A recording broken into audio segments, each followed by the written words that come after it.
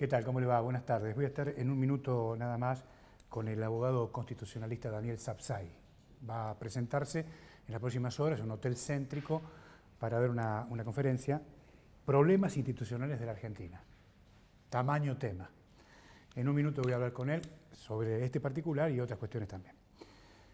Mientras tanto, llegamos a una nueva elección sabiendo de que vivimos en un país sin justicia, sin equilibrios y gobernado por señores poco fiables y además incapaces. Morales dijo hace algún tiempo, no me jodan con el tema de la pobreza, porque la pobreza está controlada, el hambre está controlado. Cuando digo que estamos rodeados de una dirigencia incapaz y poco confiable, lo digo con datos. Morales dice que está todo bien, pero aquí hay una deuda de 58 millones de pesos de 2018 con los proveedores de los comedores escolares. En el plan de contingencia que lanza Morales, que según él está todo resuelto, está todo contenido, hay una deuda fundamental con una de las patas más importantes de este sistema que hace posible que los chicos coman. Y lo mismo ha ocurrido en el 2017. Me parece a mí que esto no es serio. Y además, esto termina en dos problemas. Los chicos que no comen y los proveedores que se funden. ¿Se da cuenta? De manera que me pregunto, ¿cuál es el éxito del plan Jujuy Asiste y Reactiva que impulsa Morales?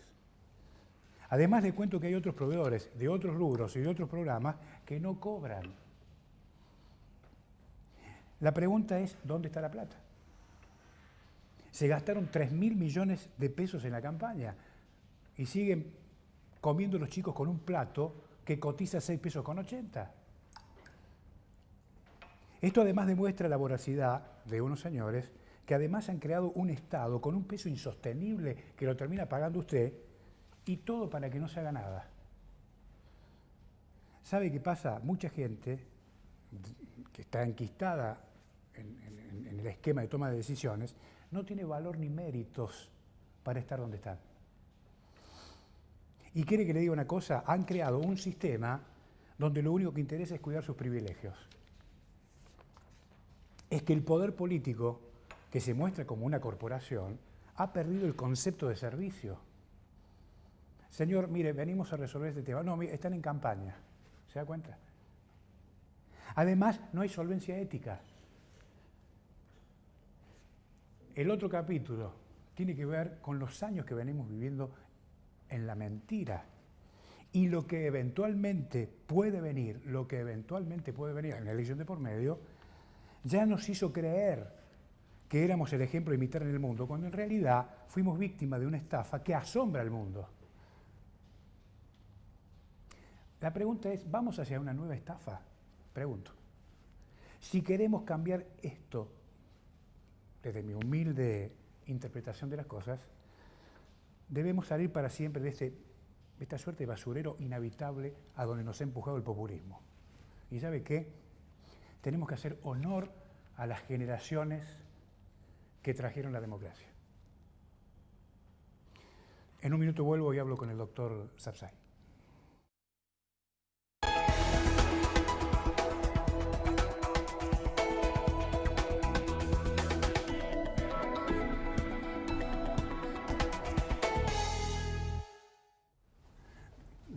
Gracias, director. Aquí está el doctor Daniel Sapsay. ¿Cómo le va? Gracias por venir. Gracias por invitarme. Bueno, ¿cómo lo recibió Jujuy? ¿Bien? Muy bien, muy bien. Bueno, Siempre acá me siento muy cómodo. Bueno. Sí. Bueno, gracias por estar. Doctor, le hago una pregunta para abrir la conversación. Los empresarios en el coloquio de IDEA, entre otras cosas, han planteado, o le han planteado a la política, que le inyecten más institucionalidad.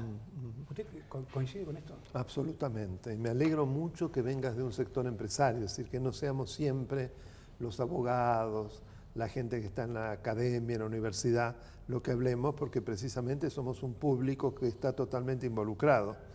Que hable un sector tan importante, creo que es para tomar en cuenta, porque cuando han tenido que controlar la institucionalidad, no todos los empresarios, pero muchos, y han hecho la vista gorda. Así que me parece muy interesante este compromiso en este momento que estamos por cambiar el gobierno. Ahora, la institucionalidad es una herramienta, un instrumento para poder crecer, ¿cierto esto? Mire, no tengo duda alguna porque no más que citar ejemplos de los países más desarrollados en todos los aspectos, ¿no? Desarrollo humano, desarrollo económico, con nombrar algunos, Estados Unidos, el caso de Japón, el caso de Francia, de Alemania, y ya paro ahí, tienen instituciones muy fuertes, pero esto no solo tiene que ver con el respeto de los derechos humanos, que por supuesto que es fundamental, sino con la previsibilidad, es decir, la seguridad jurídica. La seguridad jurídica le trae a un país muchísimos beneficios porque son previsibles los hechos que pueden pasar frente a decisiones que tomemos los ciudadanos, la gente que quiere invertir, en fin, muy variado. Así que me parece que las pautas de la institucionalidad, su respeto, son claves para tener un mundo más civilizado, pero además el desarrollo de los países. Está muy bien. En el marco de la crisis por la que atraviesa la justicia, ¿usted cree que hay una estructura montada para que la justicia no haga justicia? No, yo creo que hay un sistema en algunos de sus fueros, y los fueros que tienen que ver con el control del Estado, que tienen una cultura muy tiempista, es decir, según quién gobierna, van a hacer la vista gorda o van a mirar para atrás y ahí van a investigar. Es decir, muy cerca de los tiempos políticos. Eso tiene que ver también con un sistema muy contaminado. Me refiero a designaciones que están cargadas de interés partidario político y que por lo tanto son jueces que luego no son independientes y que además no es por mérito que llegan, sino por otros motivos. Entonces, hablo que no son todos, hay miles de jueces, hablo fundamentalmente cuando digo esto de los fueros que tienen que ver o con la lucha contra la corrupción federal penal o con las relaciones entre los particulares y el Estado, contencioso administrativo. Ahora, hay un debate que sigue, que está instalado, por ejemplo. Aquí hay un sistema de selección de jueces que es opinable, que está cuestionado por algunos sectores. Ahora, el instrumento para darle independencia a los señores que se van a transformar en jueces, ¿es el Consejo de la Magistratura? Para mí el Consejo de la Magistratura ha sido absolutamente se le ha quitado el sentido. ¿Cuál fue el sentido cuando la Constitución se reforma? Precisamente contar con criterios estrictamente técnicos y de idoneidad para la selección de jueces, por eso se eleva la terna. Después a los poderes políticos, primero el presidente que designa y luego el Senado que presta acuerdo, pero esta antesala, si se la quiere nombrar así, tiene que ser absolutamente desprovista de toda concepción que tenga que ver con interés partidario. Sin embargo, ha devenido en exactamente eso. ¿Por qué? Porque el sector más importante, 7 sobre 13, es el sector político. Entre el oficialismo y la primera oposición tienen 7 miembros. ¿Usted se da cuenta? Sí. Es la llave para la entrada a la magistratura, a ser magistrado. ¿Por qué? Porque se necesitan 2/3 para elevar la terna, y también es la llave para que se haga una denuncia al jurado de enjuiciamiento, porque nuevamente necesitamos los 2/3 de miembros. Con los 7, con que falle uno del oficialismo, esos 5, ya es suficiente para que no se pueda hacer ni una cosa ni la otra. O sea, es una locura. Ahora, ¿cómo se resuelve esto? Es decir, en algún momento alguien va a tener que encontrar... Hay que modificar la ley que reglamenta el Consejo de la Magistratura. Modificándola se pueden cambiar enormemente las cosas. Lo primero, rebalancear a los sectores, que el sector político esté equilibrado. La Constitución habla, en cuanto a los 4 sectores, el sector que surge de los poderes que son electos por el sufragio popular, los representantes de los jueces, los representantes de abogados y del sector técnico-científico, que tiene que haber equilibrio. ¿A usted le parece que hay equilibrio si usted designa 7 de un solo sector? Claro. Está muy claro. Ahora, usted recién hacía alusión a sectores de la justicia que equivocan el camino. ¿Sí? Cuando los jueces trabajan para la impunidad, ¿ha fracasado la ley? Lo que fracasa es el sistema de justicia. La ley puede ser muy buena. Si se la aplica mal, hay un código penal que prevé cantidad de conductas que están dentro de los delitos contra la administración pública, delitos de corrupción.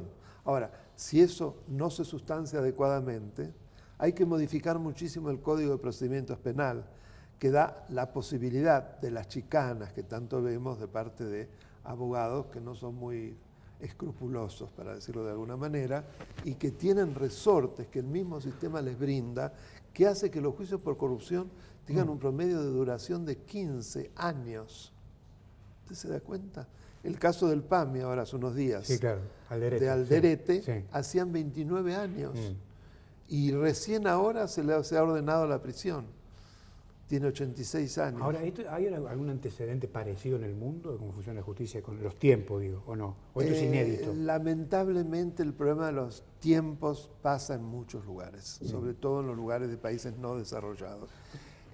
Claro que, por ejemplo, en Brasil, si uno ve los juicios por corrupción, se han sustanciado estos famosos del Lava Jato y demás, se ha sustanciado en 2-3 años. Ya había una primera condena o sobreseimiento. Entiendo. Ahora, yo advierto, usted corríjame porque usted es el que sabe, que el rol de los jueces está invertido. Es decir, ¿el juez cree que es el poder o es un contrapoder? El juez es un contrapoder, pues yo decía es el que controla. Cuando pensamos precisamente en los fueros de los que hablamos, en los otros resuelve conflictos, fundamentalmente entre particulares, pero en lo que hace al control del poder, fiscaliza, controla, impide que haya desbordes, pero no gobierna. Si no, estaríamos tergiversando el rol del juez. Está ¿no? muy bien, esto es en condiciones normales. En condiciones normales no gobierna. Lo llevo a la crisis de la región. ¿Usted cree que es como dice Pichetto, que el conflicto en Chile, lo que pasa en Bolivia, lo que pasó en Ecuador, tiene tufillo a cubano o tiene la impronta del señor Maduro o es producto de la falta de empatía de las dirigencias con la gente? Mire, yo para lo que le voy a decir, la verdad que no tengo elementos, pero uno tiene un poco de olfato. Sí.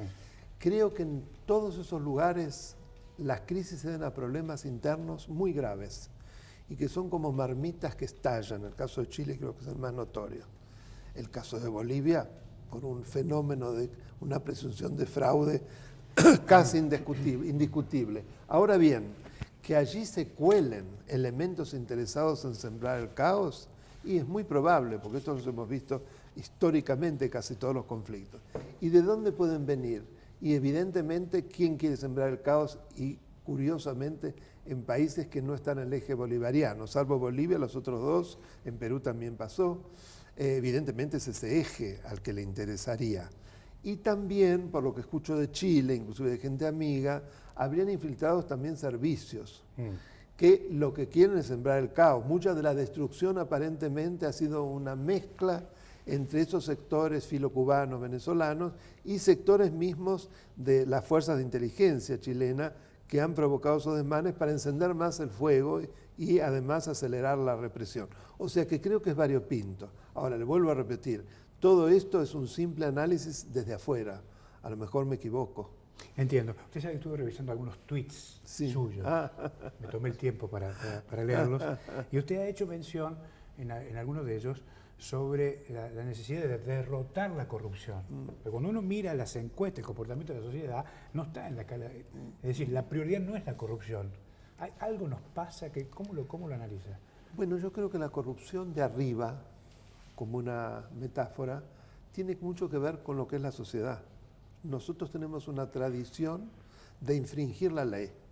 Infringir la ley, aunque no sea quedarse con dinero, es corrupción. La corrupción es torcer, es distorsionar lo que es el statu quo normativo de un país. Si usted, por ejemplo, pasa los semáforos con luz roja, si usted no obedece donde tiene que estacionar, si usted no paga, bueno, no pagar impuestos es un delito, está de alguna manera siendo cómplice del otro. Ahora, con esto no quiero perdonar a lo que son las dirigencias y sobre todo aquellas que gobiernan. Son los más responsables, deben ser el ejemplo. Correcto. Y además han jurado cumplir y hacer cumplir la Constitución. ¿Usted cree, por ejemplo, en la incorporación de nuevos instrumentos para el control de los funcionarios? Como pasa con la figura del recall en los Estados Unidos, donde el 2,5% del electorado se constituye en juez. Lo estudió, me imagino. No, desde ya. Fíjese que lo tenemos acá en varias provincias y en la ciudad de Buenos Aires, el recall, la revocatoria del mandato, como dice la Constitución de la ciudad. Pero los ciudadanos no lo utilizan. En el 2001, cuando tanto se decía desde sectores de la sociedad que se vayan todos, en varios reportajes dije, pero utilicen, para los de Ciudad de Buenos Aires, utilicen tales artículos tal y tal, no es tan difícil.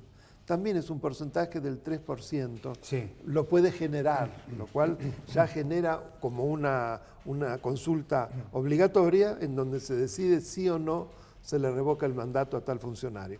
Y además está puesto para los titulares del Ejecutivo y para los legisladores, o sea, es muy generoso, pero a nadie se le ocurre. Pero, O sea, ¿no hay voluntad política, cree usted? no, yo hablo de la ciudadanos. La gente.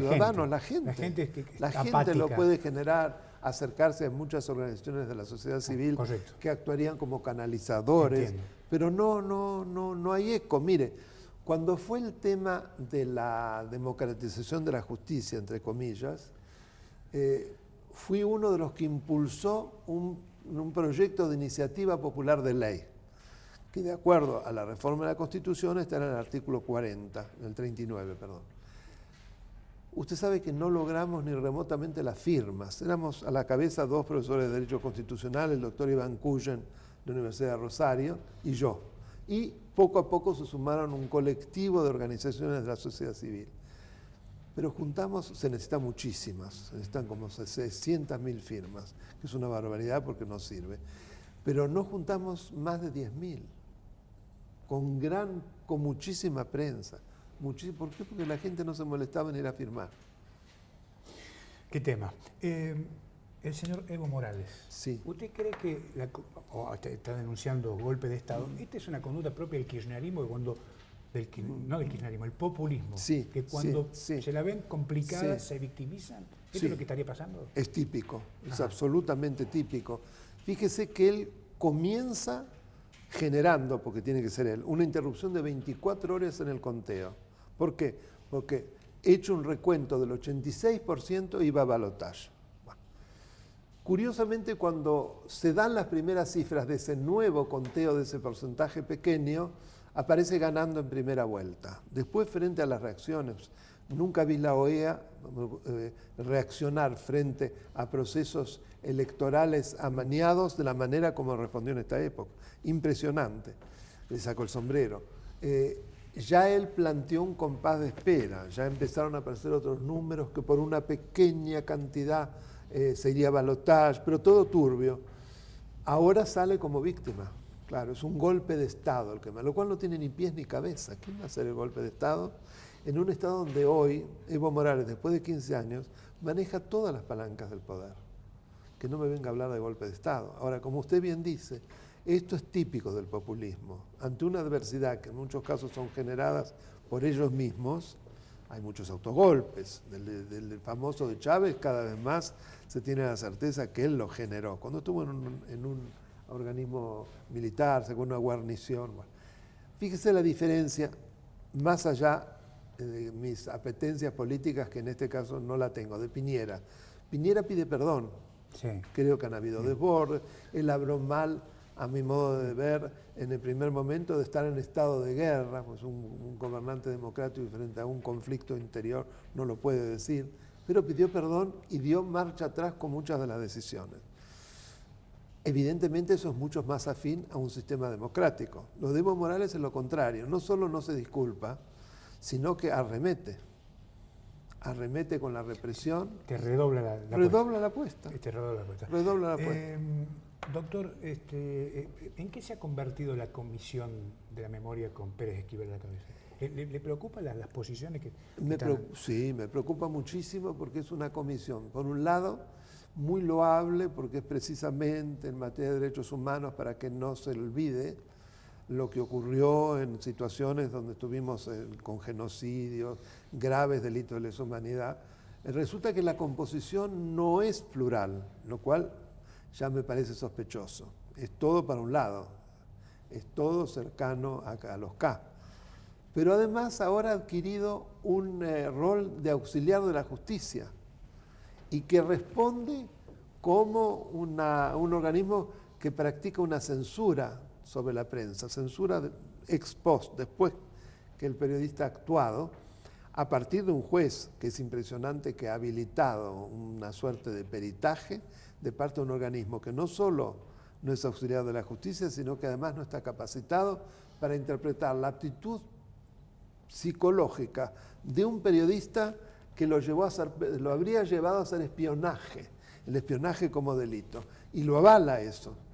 Me parece gravísimo, porque esto se transforma en una amenaza terrible para el periodismo independiente, que de todas maneras creo que ya está jugando como un elemento disuasorio. Cuidado, que mirá cómo te va a ir. Le hago dos preguntas finales y ya lo dejamos, porque tiene una agenda muy cargada.